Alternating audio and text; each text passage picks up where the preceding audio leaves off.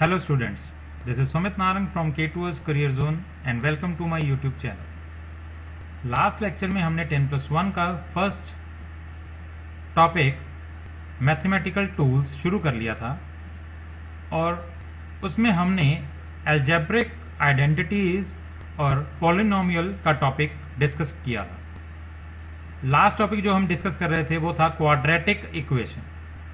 तो एक second degree polynomial को क्वाड्रेटिक पॉलिनोमियल कह दिया जाता है और जब ये एक्सप्रेशन जीरो के इक्वल पुट किया जाता है तो वो क्वाड्रेटिक इक्वेशन कहलाता है। तो एक जनरल क्वाड्रेटिक इक्वेशन हमने डिस्कस की थी ax² + bx + c is equal to 0, जहां पर a कोफिशिएंट ऑफ x² कहलाता है, b कोफिशिएंट ऑफ x कहलाता है और c एक कांस्टेंट टर्म होती है। और इस क्वाड्रेटिक इक्वेशन के दो रूट्स होते हैं। ये वो x की वैल्यूज होती हैं जो इस इक्वेशन को सेटिस्फाई करती हैं। तो जो वेरिएबल x की वैल्यूज जो इस इक्वेशन को सेटिस्फाई करती हैं उनको रूट्स ऑफ द इक्वेशन या क्वाड्रेटिक इक्वेशन कह दिया जाता है। So roots of quadratic equation, it has two roots, उनको नाम दे दिया गया अल्फा एंड बीटा। तो क्वाड्रेटिक इक्वेशन के दो रूट्स अल्फा एंड बीटा होते हैं और इनकी वैल्यूज होती हैं alpha is equal to -b plus √b² - 4ac upon 2a और बीटा की वैल्यू होती है -b minus √b² - 4ac upon 2a। तो ये दो रूट्स की वैल्यूज होती हैं फॉर अ क्वाड्रेटिक इक्वेशन, जहां पर b² - 4ac is written as d। तो b² - 4ac को d लिख दिया जाता है और ये d होता है डिस्क्रिमिनेंट ऑफ क्वाड्रेटिक इक्वेशन। तो इस d की वैल्यू पे डिपेंड करता है कि हमारे जो क्वाड्रेटिक इक्वेशन के रूट्स हैं वो रियल होंगे या वो वर्चुअल होंगे। सो हमारे पास d की तीन वैल्यूज, पॉसिबल वैल्यूज हो सकती हैं। या तो d जो डिस्क्रिमिनेंट ऑफ क्वाड्रेटिक इक्वेशन है, या तो वो ग्रेटर देन 0 हो सकता है, या वो इक्वल टू 0 हो सकता है उसकी वैल्यू, या लेस देन 0 हो सकती है। सो अगर हमारे पास d की वैल्यू ग्रेटर देन 0 होती है तो b² - 4ac की वैल्यू ग्रेटर देन 0 होती है, तो हमारे ये जो गिवन रूट्स की वैल्यूज हैं यही हमारी क्वाड्रेटिक इक्वेशन के रूट्स की वैल्यूज होती हैं। तो these are the values of roots of the quadratic equation if the value of d is greater than 0। लेकिन अगर d की वैल्यू 0 इक्वल टू 0 होती है, तो अगर d की वैल्यू 0 होती है दैट मीन्स b² - 4ac की वैल्यू 0 है, तो ये अंडर रूट वाली टर्म ये 0 हो गई। तो हमारे पास अल्फा की वैल्यू आ गई -b/2a और वहीं पे बीटा की वैल्यू भी आ गई -b/2a। That means if d is equal to 0 then both the roots are real and equal। तो रूट रियल होते हैं और इक्वल होते हैं। Now the third condition arises जब d की वैल्यू लेस देन 0 हो। अगर d की वैल्यू लेस देन 0 होगी तो हमारे पास क्या होगा, जो ये अंडर रूट में टर्म है ये नेगेटिव हो जाएगी और negative term in under root ये एक इमेजिनरी टर्म बन जाती है ओवरऑल। तो हमारे पास जो रूट्स होते हैं वो इमेजिनरी और अनइक्वल आ जाते हैं। तो हमारे पास वैल्यू आ जाती है alpha is equal to -b plus √-d/2a आ जाता है। तो √-d को -1 इंटू √d लिख दिया जाता है और √-1 को टर्म होती है आयोटा। तो ये वाली जो टर्म निकल के आई है हमारे पास, ये एक इमेजिनरी टर्म निकल के आती है। तो दो रूट्स होते हैं हमारी क्वाड्रेटिक इक्वेशन के। अगर d की value, discriminant of the quadratic equation की वैल्यू लेस देन 0 होती है तो हमारे रूट्स इमेजिनरी और अनइक्वल होते हैं। तो ये है हमारी quadratic equation. Now our next topic is binomial theorem. This is an important topic. हम बायनोमियल थ्योरम का बहुत बार हमारी फिजिक्स में डेरिवेशंस में यूज करते हैं, तो हम बायनोमियल थ्योरम को यूज करते हैं। तो बायनोमियल थ्योरम हमें बताती है किसी भी term which can be written as x + a⁴n। तो एक टर्म जो कि है x + a⁴n की को एक्सपेंड कैसे कर सकते हैं या उसकी एक्सपेंशन किस तरह से लिखी जा सकती है, ये हमें बायनोमियल थ्योरम बताती है। तो according to this theorem when n is a positive integer and x and a are real numbers then x plus a की पावर n इक्वल होती है। तो ये इस x प्लस a की पावर n जो है इसकी एक्सपेंशन क्या होती है, तो इसकी एक्सपेंशन होती है nc0 x की पावर n इंटू a की पावर 0 होती है यहाँ पे। तो a की पावर 0 1 हो जाता है, तो इधर 1 नहीं लिखते, तो इधर सीधा ही nc0 x की power n plus nc1 x की पावर n माइनस 1 a की पावर 1। तो यहाँ पर हर ये टर्म में 3 टर्म्स होती हैं इसमें। तो nc0 x की पावर n, a की पावर 0, nc1, तो nc0 के बाद ये nc1 आ जाता है, x की पावर हर एक स्टेप में कम होती जाती है। तो अगली टर्म में जैसे प्लस किया तो x की पावर n की जगह n माइनस 1 आ गई।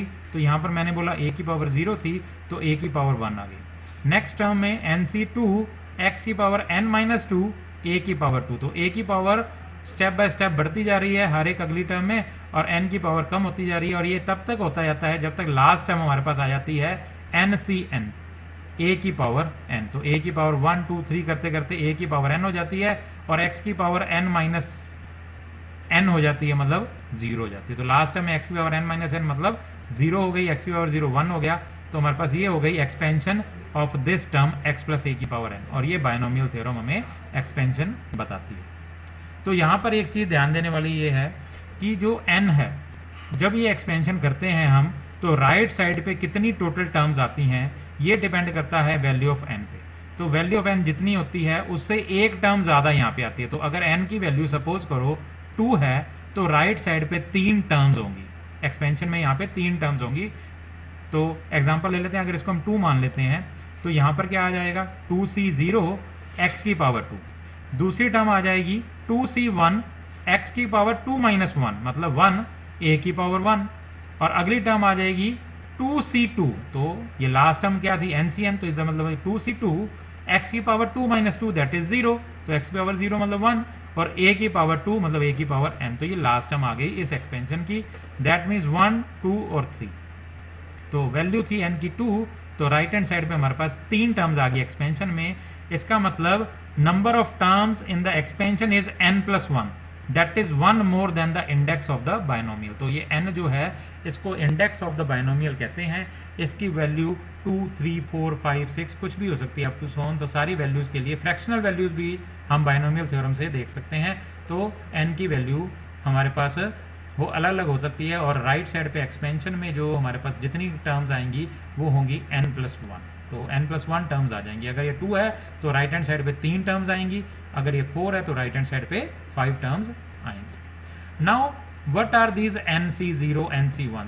तो इनको बायनोमियल कोफिशिएंट्स कह दिया जाता है। तो ये हर एक टर्म में लगे हुए हैं तो इनको बोला जाता है बायनोमियल कोफिशिएंट। तो nc0 nc1 nc2 up to so on ncn are known as binomial coefficients, और इनकी वैल्यू होती है यहाँ पर nc0 की वैल्यू 1 होती है। तो nc0 n जो मर्जी हो, बेशक n2 हो 3 हो 4 हो, तो nc0 की वैल्यू 1 होगी। नेक्स्ट nc1 की वैल्यू कैसे निकालते हैं? तो nc1 की वैल्यू होती है n ऊपर आ जाता है, इसके साथ ये लग जाता है साइन, तो इस टोटल को बोला जाता है n फैक्टोरियल। तो अभी इसकी वैल्यू भी मैं बताऊंगा इसकी कैसे निकालनी है।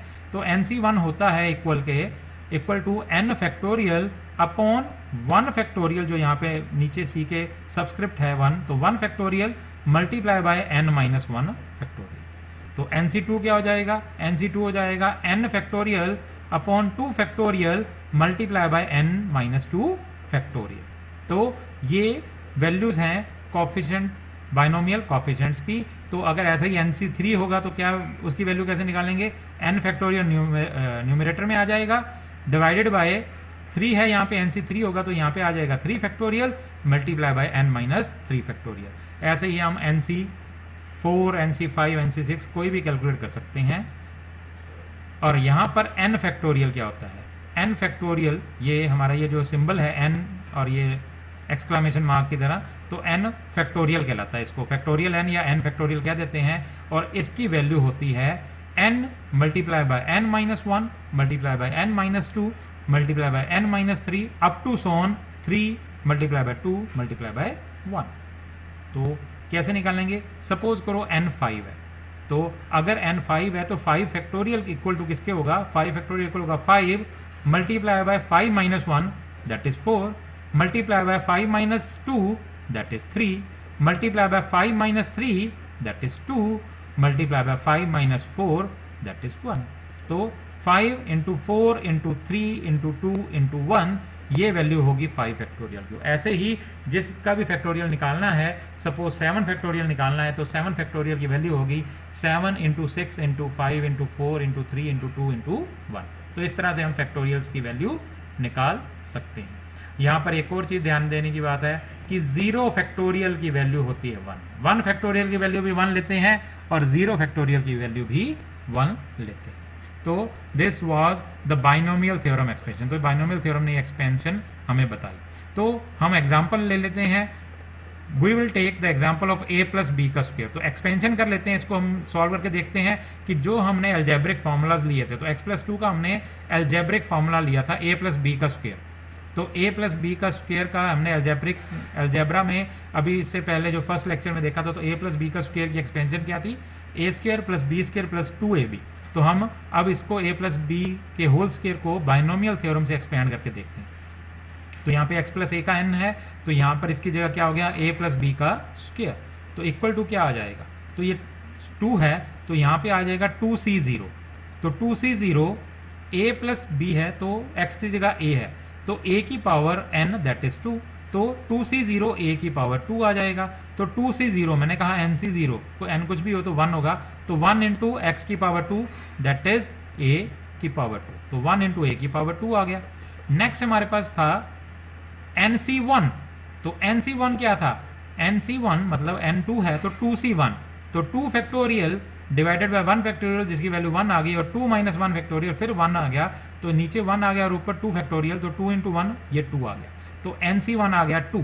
तो यहाँ पे 2 इंटू एक्स की पावर 2 माइनस 1 हो जाएगा। x जो है वो हमारा a है उधर, तो a की पावर 2 माइनस 1 मतलब a हो गया, और b की पावर 1 आ गया। तो इसका मतलब सेकंड हमारी टर्म क्या आ गई, 2 इंटू a की power 2 minus 1 that is a, और b की पावर 1 आ गई।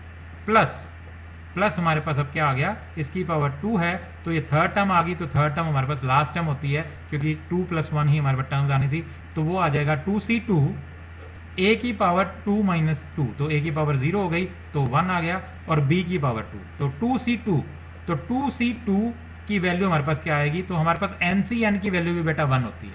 तो ncn की वैल्यू निकालो, ncn होगा n factorial upon n factorial into n minus n factorial. तो n minus n factorial 0 factorial 1 आ जाएगा, n factorial divided by n factorial, तो ये कैंसिल आउट हो जाएगा तो 1 आ जाएगा। तो ncn की वैल्यू भी 1 होती है, nc0 की वैल्यू भी 1 होती है और ncn की वैल्यू भी 1 होती है। तो 2c2 की वैल्यू भी 1 आ गई, मल्टीप्लाई बाय b का स्क्वायर, तो 1 इंटू बी का स्क्वायर।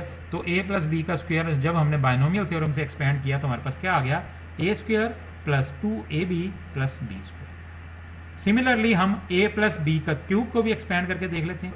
तो a प्लस बी का क्यूब हम एक्सपेंड करते हैं, वो क्या आ जाएगा हमारे पास, nc0 3c0 जो 1 आ गया, a की पावर n और b की पावर 0 दैट इज 1, प्लस हमारे पास क्या आ जाएगा, प्लस nc1 मतलब 3c1। तो 3c1 की आप वैल्यू निकालो, 3c1 होगा तो 3 factorial upon 1 factorial into 3 minus 2 factorial. तो 3 फैक्टोरियल क्या हो गया, 3 इंटू 2 इंटू 1, और इधर आ गया 2 फैक्टोरियल 2 इंटू 1, तो 2 इंटू 1 कट गया तो इधर आ गया 3। तो इधर आ गया 3, a की power n minus 1 that is 3 minus 1, b की पावर 1 प्लस 3c2। तो 3c2 की वैल्यू निकाल लो, तो 3c2 क्या हो जाएगा, 3 factorial upon 2 factorial into 3 minus 2 factorial, ये 2 फैक्टोरियल, और यहाँ पे 3 इंटू 2 इंटू 1 2 इंटू 1, और ये 1 फैक्टोरियल है तो 2 इंटू 1 कैंसिल हो गया, फिर ये 3 आ गया। तो 3c2 की वैल्यू भी 3 आ गई, a की पावर n माइनस 2 b की पावर 2 प्लस 3c3। तो 3c3 की वैल्यू 1 आ गई, a की पावर 3 माइनस 3 जो फिर 1 आ जाएगी, और b की पावर 3 आ जाएगी। तो हमारे पास a प्लस बी का क्यूब, हमने a प्लस बी का होल क्यूब एक्सपेंड किया बाइनोमियली, तो हमारे पास क्या आ गया, a क्यूब प्लस ये b इधर लिख दिया b cube plus 3a square b plus 3ab square. तो यही एक्सपेंशन थी जो हमने एल्जेब्रिक आइडेंटिटीज में भी पढ़ी थी। तो इसका मतलब है कि बाइनोमियली जब हमने इनको एक्सपेंड किया तो वो सेम वैल्यूज आती हैं। तो that is it for taking the example of a binomial theorem. तो बाइनोमियल थ्योरम से हमने एक्सपेंड किया तो हमारे पास सेम वैल्यूज आई as that in the algebraic identities हमने देखी। Now the next is binomial theorem of any index. तो सपोज करो कि कोई भी इंडेक्स है, अगर n एक पॉजिटिव, नेगेटिव या फ्रैक्शनल नंबर है और x एक रियल नंबर है जहां पर x की वैल्यू लेस देन 1 है, और हमारे पास एक टर्म है 1 प्लस एक्स की पावर n। तो 1 प्लस एक्स की पावर n अगर हम बाइनोमियली एक्सपेंड करते हैं तो इसको हम लिख सकते हैं 1 plus N X plus N into N minus one by 2 factorial X square plus N into N minus one multiply by N minus 2 upon 3 factorial X cube up to so on infinite. तो ये binomial theorem की expansion है for 1 plus X raised to power n। And if x is very very less than 1, this is very important क्योंकि ये चीज हम कई बार physics की डेरिवेशन में यूज करते हैं। तो बाइनोमियल थ्योरम थोरोली एक्सपेंड करना, हमें ये मैथमेटिक्स का टॉपिक है तो थोरोली हम बहुत कम बार एक्सपेंड करते हैं। हम कब यूज करते हैं? ज़्यादातर हम तब यूज करते हैं जब हमारे पास एक टर्म आती है 1 प्लस एक्स की power n where x is very very less than 1, तो तब हम बाइनोमियल एक्सपेंशन को बहुत बार यूज करते हैं। तो उसमें क्या होता है, हम पहली ये दो टर्म्स कंसीडर कर लेते हैं और अगली टर्म्स हम निगलेक्ट कर देते हैं। Why we neglect these terms? क्योंकि सपोज करो x हमारा काफ़ी 1 से काफ़ी छोटा है। सपोज करो x की वैल्यू है 0.02, तो अगर x की वैल्यू 0.02 हो गई तो अगर ये हमारे पास यहाँ पर थर्ड टर्म में एक्स स्क्वायर आ गया, तो अगर 0.02 एक छोटी टर्म है तो 0.02 का स्क्वायर क्या होगा? तो 0.02 का अगर हम स्क्वायर करें तो आप देखो 0.02 का स्क्वायर होता है 0.0004। तो 0.02 का स्क्वायर आया 0.0004, तो इसका मतलब ये टर्म मल्टीप्लाई होगी 0.0004 से, तो ये टर्म बहुत छोटी हो जाएगी। सिमिलरली जब वो क्यूब होगा तो और छोटी हो जाएगी, अगली सारी टर्म्स बहुत छोटी हो जाएंगी, तो these terms become very very small, तो इनको हम निगलेक्ट कर देते हैं। तो बाइनोमियल थ्योरम हम एक्सपेंड करते हैं जब x काफ़ी छोटा होता है, तो we will just take first two terms of the expansion and those are significant. It is because the values of second and higher order terms being very very small can be neglected. तो ये terms बहुत छोटी हो जाती है तो इनको neglect कर दो। तो 1 प्लस एक्स की पावर n को हम क्या लिख लेते हैं? 1 प्लस एन एक्स। तो इतनी टर्म हम काफ़ी बार यूज करते हैं हमारी डेरिवेशंस में, फिजिक्स की डेरिवेशन में ये टर्म्स बहुत बार यूज होती हैं। तो in this the expansion reduces to the following simplified term. तो हम इन टर्म को एक सिंप्लीफाइड टर्म में हम लिख सकते हैं। तो वो क्या है? 1 प्लस एक्स की पावर n को लिख सकते हैं 1 plus N X. 1 plus X की पावर माइनस n को लिख सकते हैं 1 माइनस एन एक्स। तो माइनस n आगे आ जाएगा तो इधर 1 माइनस एन एक्स हो जाएगा। 1 माइनस एक्स की पावर n को लिख सकते हैं 1 माइनस एन एक्स, तो n आगे आ जाएगा। तो 1 माइनस एक्स की पावर माइनस n को लिख सकते हैं, ये माइनस n आगे आ जाएगा और माइनस माइनस क्या हो जाएगा? पॉजिटिव हो जाएगा, तो 1 प्लस एन एक्स आ जाएगा। तो ये चीज़ आपने बहुत ध्यान रख लेनी है बेटा, क्योंकि ये टर्म्स हम बहुत बार हमारी फिजिक्स की डेरिवेशन में यूज करते हैं और over there we directly write it as using binomial expansion या expanding the term using binomial theorem. तो ये थी हमारी बाइनोमियल थ्योरम। आज के लिए हमारे ये टॉपिक बहुत हैं, आप इन टॉपिक्स को पढ़ो। ये टॉपिक्स बहुत बेसिक टॉपिक्स हैं जो आपने शायद पहले पढ़ रखे हैं या आप मैथमेटिक्स में आप देखते होंगे, लेकिन ये हमारे को 2 साल तक काम आने हैं। तो अभी हम जो जितना अच्छा टाइम इन पे लगाएंगे उतनी आसानी हमें 2 साल में हमारी डेरिवेशन समझने में होगी। तो आज हमने देखा क्वाड्रेटिक इक्वेशन के रूट्स की वैल्यूज़ क्या होती है, और यहाँ पर हमने देखा कि बी स्क्वायर माइनस 4ac को d से टर्म किया जाता है, वो डिस्क्रिमिनेंट ऑफ क्वाड्रेटिक इक्वेशन कहलाता है। और इस d की वैल्यू पे डिपेंड करता है हमारा रूट किस तरह का होगा। तो d की 3 पॉसिबल वैल्यूज़ हमने देखी, 0, पॉजिटिव और नेगेटिव। तो पॉजिटिव होगा तो रूट्स ऐसे ही होंगे, ये रियल होंगे और अनइक्वल होंगे। तो अगर d पॉजिटिव है तो रियल और अनइक्वल रूट्स होंगे, अगर d 0 है तो हमारे रियल और इक्वल रूट्स होंगे, और अगर d नेगेटिव है तो हमारे इमेजिनरी और अनइक्वल रूट्स होंगे क्वाड्रेटिक इक्वेशन। उसके बाद हमने देखा बाइनोमियल थ्योरम। उसमें बाइनोमियल थ्योरम ने हमें एक एक्सप्रेशन की एक्सपेंशन फॉर्म बताई। तो x प्लस ए की पावर n की एक्सपेंशन फॉर्म कैसे लिखी जाती है ये हमें बाइनोमियल थ्योरम ने बताया। उसके अंदर हमने बाइनोमियल कोफिशिएंट्स देखे, उनकी वैल्यू कैसे निकालते हैं, और उनमें हमने ये देखा कि इधर फैक्टोरियल टर्म्स आती हैं, जैसे ये n फैक्टोरियल है और n फैक्टोरियल की वैल्यूज़ किस तरह की होती हैं। उससे अगला हमने a प्लस बी का स्क्वायर, ये हमने अप्लाई की binomial theorem on a plus B whole square और a plus B whole cube. तो हमने देखा जो अलजेब्रिक आइडेंटिटीज़ में हमने फॉर्मूलाज निकाले थे वही सेम फॉर्मूलाज बाइनोमियल थ्योरम से भी निकलते हैं।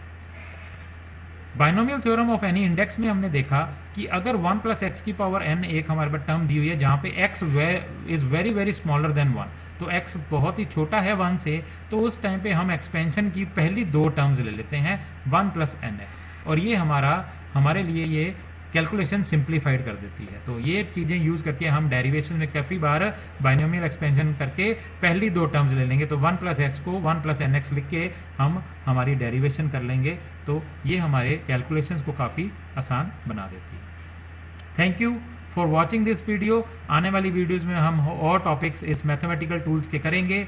Hopefully you like this video, do like and share my video and also subscribe to our channel. Thank you very much.